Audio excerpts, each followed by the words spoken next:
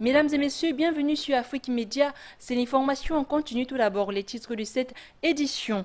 Normali Boniyayi se dit favorable à la voix d'une force africaine. Au Rwanda, Calix Barushimana ne sera pas jugé par la Cour pénale internationale. La confirmation a été faite mercredi. Et puis la Somalie est au centre de discussion en Turquie. 54 pays sont à son chevet. Une fois de plus, bienvenue.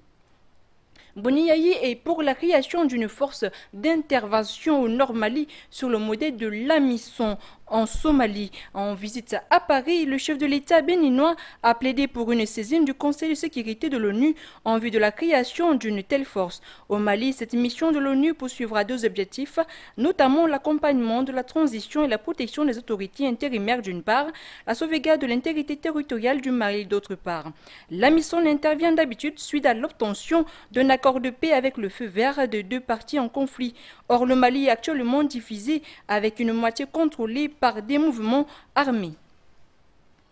En Égypte, l'état d'urgence imposé en 1981 et qui expirait ce jeudi a pris fin, a annoncé le Conseil militaire au pouvoir depuis les chutes d'Hosni Moubarak en février 2011. Cette loi d'exception avait été imposée après l'assassinat du président Anwar al-Sadat en 1981 par des islamistes. Elle avait été depuis reconduite sous discontinu pour la dernière fois en 2010 pour 2 ans jusqu'au 31 mai 2012. La loi sur l'état d'urgence permet des restrictions aux libertés publiques et des jugements devant des tribunaux d'exception.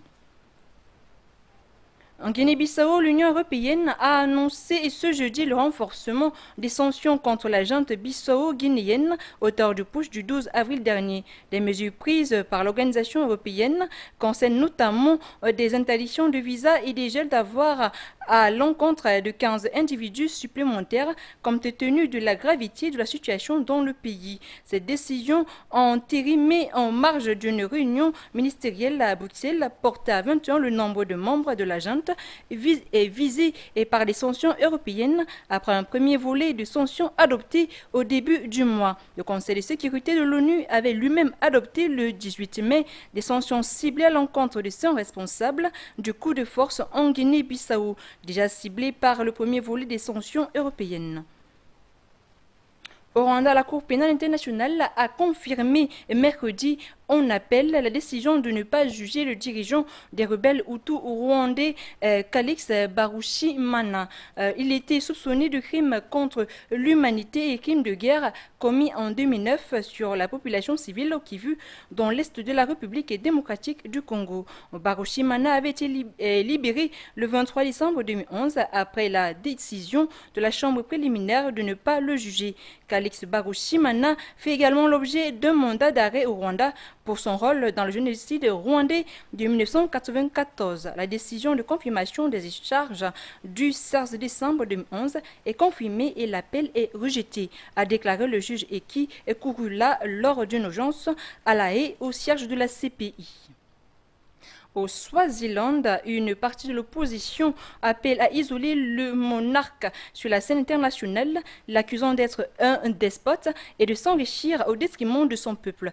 Mais cette accusation concernant le roi Moiti III n'a pas grand écho pour l'instant dans un pays où la royauté reste un fondement de l'identité nationale. Les efforts de l'opposition pour accentuer la pression sur le jeune monarque de 44 ans débutent sur de nombreux écueils à cause de l'attachement du peuple de ce petit pays d'Afrique australe à la monarchie. En Turquie, à présent, les représentants des 54 pays se sont réunis ce jeudi à Istanbul pour discuter sous l'égide de l'ONU des moyens de venir en aide à la Somalie qui est dévastée par une guerre civile depuis 20 ans. Le Premier ministre somalien a pour sa part insisté sur la nécessité pour les Somaliens de travailler ensemble. Mohamed Ali a également assuré que son gouvernement était déterminé à promouvoir la réconciliation. Le gouvernement et le Parlement de transition en Somalie devraient se remplacer en août. Terminons par l'Irak, où plusieurs attentats à la bombe ont eu lieu dans différents quartiers de Bagdad.